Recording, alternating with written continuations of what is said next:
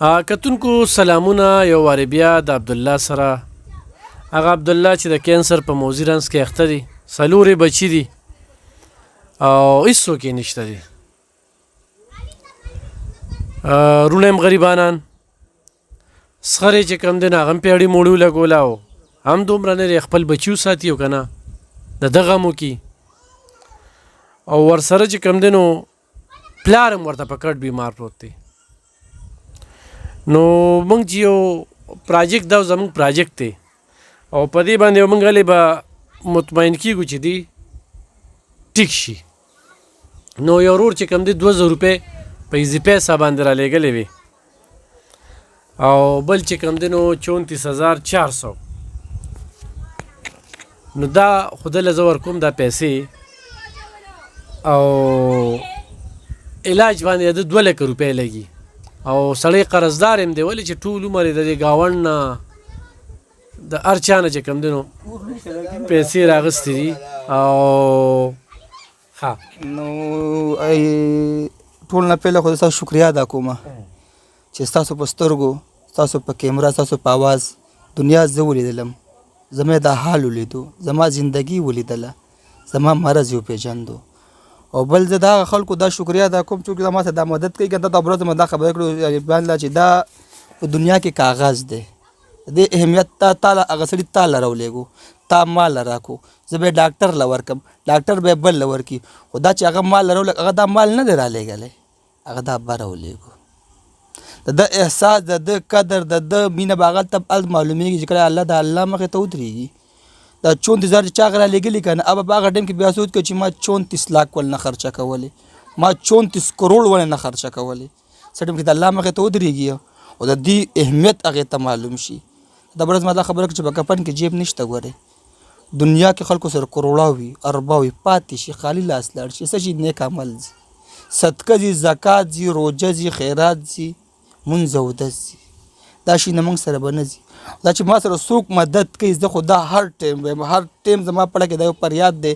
په ما چې سخت دی، خلک په سخته کې دعا قبلېږي، زه په سخته کې دا یو دعا کوم چې الله چې ما سره څوک مدد کوي، چې داسې خاوره راوالي، خاوره او خاوره چې موټی کولاو کې خاوره د خدای د سونې کې، خدای دې بچي د مرض نه وساتي، خدای د بچي نیک عمل او صالحه غټ کړي، خدای د دنیا د غم نه وساتي، خدای د قبر نه وایي، قبر کې به ډېره سخت دی، ډېره مامانې به مي پتا به مې په بل به مې، الله دې هغه سختې نه وساتي، الله دې پل صراط نه وساتي، الله دې په جنت کې داسې مقام ورکړي چې بیا خدای ته وایي چې الله ما دنیا ته ولېږه چې نیکیانې وکړم، دا مقام راته بیا میلو شي. مانا نصیب دقه یو دعا بوته خیږي. او تاسو زما دا حال مخامخ دی، 2.5 کاله مې کټ وخوړو، چاته مې هېڅ فریاد نه دی کړی، چاته مې اواز نه دی کړی چې ما ته راشه ما وګوره، نه دا مې نه دی کړي. غریب جان له اخره کې دونه مجبوره شوم، دومره بېوسه شوم که نه چې تور سرې تا پسې درله او ستا ته خپل فریاد ستاسو په دفتر کې وکړو. نو سوچ وکړو هغې په ډه به څه تېرېدل هلته بیا چې بچي ورته اخره کې نار شو، اوازونه شروع شو چې سراکه حجدونه په کمېدو شو. عبدالله دې ځای کې یو جرنلي خبره کړو که نه، ستا تور سرې د هغې 4 بچي دي. جی قربان. صحیح ده. دا افغانیان چې کوم دي نو دا ډېر زیات پردې والا خلک دي، دوی چې میډیا ته راځي نو ډېر سوچ کوي که نه. خو دې وخت کې هغې ته پته ولګېده چې ما ته بچي هم په نخره، زه هم په نخره، میډیا ته راله چا سره ډار نه ولګېدې، زه پکې دې ځای ته ورسېدلم. ډېر خلک دغه خبرې کوي چې یو زنانه په میډیا نه راولي، زنانه په میډیا نه راولي. نه دا کیسه درته کومه، ما د غوږ کې ده. ایوب علیه السلام، ایوب علیه السلام 100 کاله بیمارو. څونه بیمارو؟ 100 کاله. د خدای پیغمبر و، 12 بچي و. الله تعالی ته شیطان ورغی و تا خدای له مال حال بچي اولاد درس ورکړه، دنداواله تا شکر څنګه ادا کوي؟ الله تعالی ته اول مال واغشتو، بیا ایوب علیه السلام لګاو د الله شکر ادا کو. نو الله تعالی ته شیطان ته بیا وایي نو د سره خو بچي دي که نه، مال خو نشته، بچي خو الله دې بچي م واغشتله. نو بیا ایوب علیه السلام لګیا د الله شکر ادا کوي. نو الله شیطان ته بیا وایي دا په صحت خو روغ دی وایي که نه. ایوب علیه السلام الله تعالی بیمار کو، بیمار کو سه په جبه روغه پاتې شو، په جبه د الله ذکر کو. نو شیطان ته الله تعالی شیطان ته وګوره که نه اوس هم لګیا دی. نو دونه حتی بیمار شو هغه چې خلک خو چینجي منجي خو په نبیانو کې چینجي نه کېږي، ګورئ صرف بیمار و چې پرېوته به ویلان دی به روچتو او روچتو به. نو هغه ځنګل طرف ته لاړ، ځان ته دشته جوړه کړه، د هغې کور والا به راتله، د هغې ښځه او په ښار کې به د هغې لپاره مزدوري کوله، مشقت به یې کو. او د هغې لپاره به رزق پیدا کړو. وړه به یو ورځ یو سړي سره مشقت وکړو، مزدوري محنت یې وکړو. نو سړي ورته یو شرط مخې ته کړو. څه شرط ورته مخې ته کړو؟ ته ما ته مخ غټ امتحان پیدا الله راغی. زنانو د باره کې ته میډیا دا خلک دا خبرې چې د خبرې باره کې لږ سوچ ته وکړي. د ایوب علیه السلام د پیغمبر ښځه وه، نو ته ما ته مخ نو هغه ورته نه نشم کوی. خو چې لږ سوچ کو چې ما خاوند خو وږی پروت دی، په مرض کې پروت دی، که زه داسې تش لاس لاړه شم زه خو به سخته برداشت کړم، خو زما خاوند به څه کوي هلته. نو ډېره مجبوره شوه، غریبه ډېره مجبوره شوه. اخر ورته مخ وښود، خو سړي ورته هېڅ څه مو نه ویلې چې مخ یې ورته وښودم دا دی واله مزدوري ځه. نو چې ځي ته لاړه، خپل خاوند ته لاړه، نو هغې ته خاوند ته خپله کیسه وکړه. د سړي نن خو سره داسې کار وشو. نو هغه ایوب علیه السلام وتلې په غوسه کې راغی، و زه به تا سل چوکې وامه، سبق ومه سل چوکې به دې وامه. نو ایوب علیه السلام چې 20 کاله پس کله خدای روغ کو، هغه ته خو خپله خبره د پیغمبر و، خپله خبره ورته یاده وه. نو هغې ښځې ته ویلې وه، ښځې وایي داسې به کې اوس ته په خپل خوښه باندې په ونه کې چوکه راماتې او ما ته ویل 100 چوکې برابر زه به تا 100 چوکې، ما خو دا خبره کړې ده. د الله تعالی طرف نه وحی راغلی، وایي 100 چوکو ضرورت نشته، وایي ستا ښځه پاکه ده، وایي د مجبورۍ نه تلې وه، د بېوسۍ نه تلې وه، د دڼ نه تلې وه، او د داسې وکړه سل ډکي راواله، په سل ډکي داسې وله ستا قسم سر ته ورسېدو. خو نه داسې به نه وه چې ستا ښځه هغه نه، ستا ښځه ډېر د غم نه تلې وه، هغې ستا حال ته کتې وخې دا مخ کاره کړی.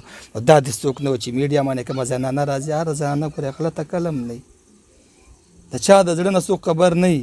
ان الله علی کل شیء قدیر. الله وایي د پټو زړونو خبردار صرف وایي زه یم.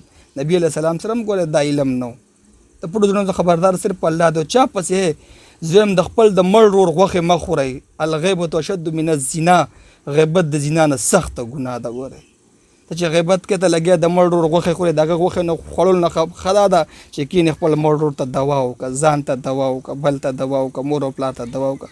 غیبت کول سخته ګناه ده. غیبت کوونکي ګوره بخون نشته، که هغه څونه مې نیک عمل کړي د هغه بخون نشته.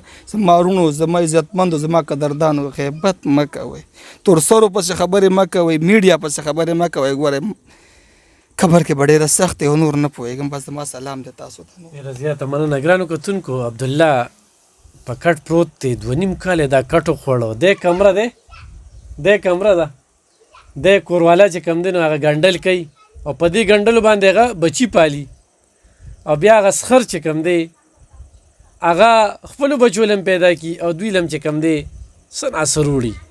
خو نن سبا یو سړی لکه زه نه د ده ضرور نه ګیله کوم، نه د رشته دارو نه ګیله کوم، نه بل چا نه بدې ګیله نه کوم چې یو سړی خپل کور ساتي او که نه د ده د کور غم وکړي. بیا د عبدالله دا پوهه دا کومې خبرې چې کوي، نو زه دغې خلکو ته دا وایم چې زما دفتر ته خو په زرګو زنانه راځي، نو تاسو راشئ د هغه زنانو نه تپوس وکړئ، نو چې هغوی دله څه جواب درکړي نو خبرې به ټیک شي چې تا دلته ولې راغلی دا دې ځای نه څه یوړل او کم ضرورتونه دي. ګرانو کتونکو عبدالله دپاره دعا هم کوئ، دا صرف پیسې نه ټیک کوي ښه، او نه ډاکټر. دوا چې کومه ده دا هم ډېره خصوصي ده، د چا به د پیسو وس کېږي، د چا به دوا وس کېږي، نو دوا هم کوئ.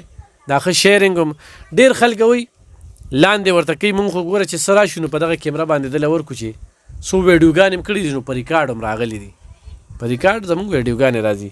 خو بهرحال دې نه د موبایل شوق کوي او نه موبایل دې ساتي، خو سخرې دی او مامایم دی او ګران هم دی ورته، او هغې ذمواري مخکې نه دغه کړې ده، نو د هغه نمبر ورکو او هغه سره چې کوم دی نو بره به پې نمبر وي، په دې ټولو څونه ویډیوګانې چې شوي دي نو هغه سره رابطه ساتئ. بیا هم په دې باندې زما اکاونټ نمبر وي، زما پې د زی پیسې اکاونټ نمبر وي، موږ له رالیږې دلته کې راځو په کیمره یې ورکو، خو هغه سره هم رابطه کولی شي. زه دا نه یم چې مطلب زما نمبر تاسو والئ یا تاسو ما سره رابطه وکړئ که نه، خو زه صرف دا خلکو ړوم مطمئنېدو لپاره دا کار کوم. زما په الف جان لمن دونه بروسه ده لکه په خپل ځان مې چې څونه ده. دا نه یم چې مطلب زه دا خپل نمبر ورکوم دې لپاره وکوم دې لپاره وکوم. دا څوک چې دا کمنټ یې کوي لګیا دی، نن زه تللی یم یو ځي ما لږه سودا کوله، نو په رشکه کې خلکو ماته لکه ته خلک ستا نمبر غواړي که نه، دا نمبر زه دې لپاره یم چې د خلکو ړه لږ مطمئن شي، مطمئنېدو لپاره وایم.